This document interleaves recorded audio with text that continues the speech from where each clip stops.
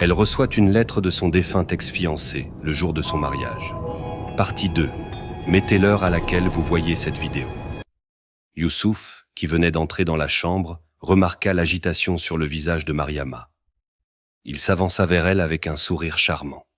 « Tout va bien, ma femme ?» demanda-t-il doucement. Mariama dissimula rapidement la lettre et hocha la tête. « Oui, juste un peu fatiguée. » Les jours qui suivirent étaient horribles pour Mariama. Il y avait toujours une silhouette ressemblant à Ibrahim qui apparaissait dans ses rêves. De l'autre côté, Youssouf paraissait comme un ange, toujours aux petits soins, mais cela ne rassurait pas plus Mariama. Un jour, alors qu'ils invitaient des amis à la maison, Mariama entendit des voix provenant du couloir. Elle se cacha rapidement derrière la porte et tendit l'oreille. « Il faut procéder rapidement et tout m'appartiendra. » Mariama reconnut la voix de Youssouf. Une autre voix répondit « Tu es sûr qu'elle ne sait rien ?»« Elle est trop naïve », répondit Youssouf avec arrogance. Les larmes coulèrent sur les joues de Mariama. Elle avait aimé cet homme, cru en lui, mais il n'était qu'un monstre avide. Et le pire, elle savait même pas ce qu'il lui cachait.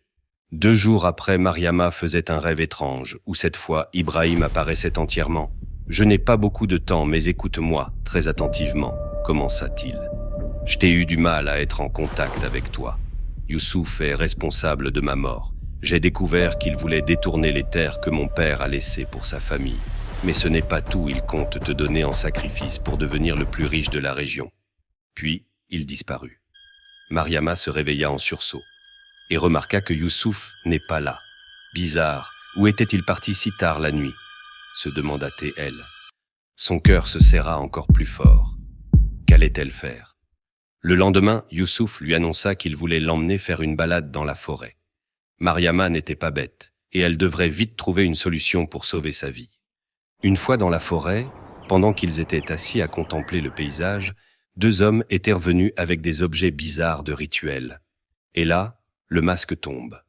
Youssouf lui avoua tout et précisa qu'elle était seule et que personne n'allait lui venir en aide d'un air arrogant. Mariama était choquée de l'homme qu'elle avait épousé. Mais ce qu'il ignorait, c'est que Mariama avait déjà tout prévu.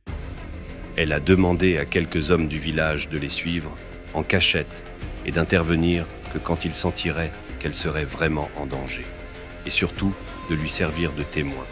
Juste au moment où ils allaient commencer leur rituel, les hommes surgissent et interrompent tout. Mariama soulagée sent son âme revenir. Une fois au village, lors du conseil, la sentence était de lapider jusqu'à la mort Youssouf et ses complices. Le soir même, Youssouf décida de mettre fin à ses jours. Quant à Mariama, elle se rendit sur la tombe de Ibrahim pour le remercier, et encore une fois, elle se rend compte que c'était vraiment lui l'amour de sa vie. Depuis, elle est épanouie par son travail dans un orphelinat, et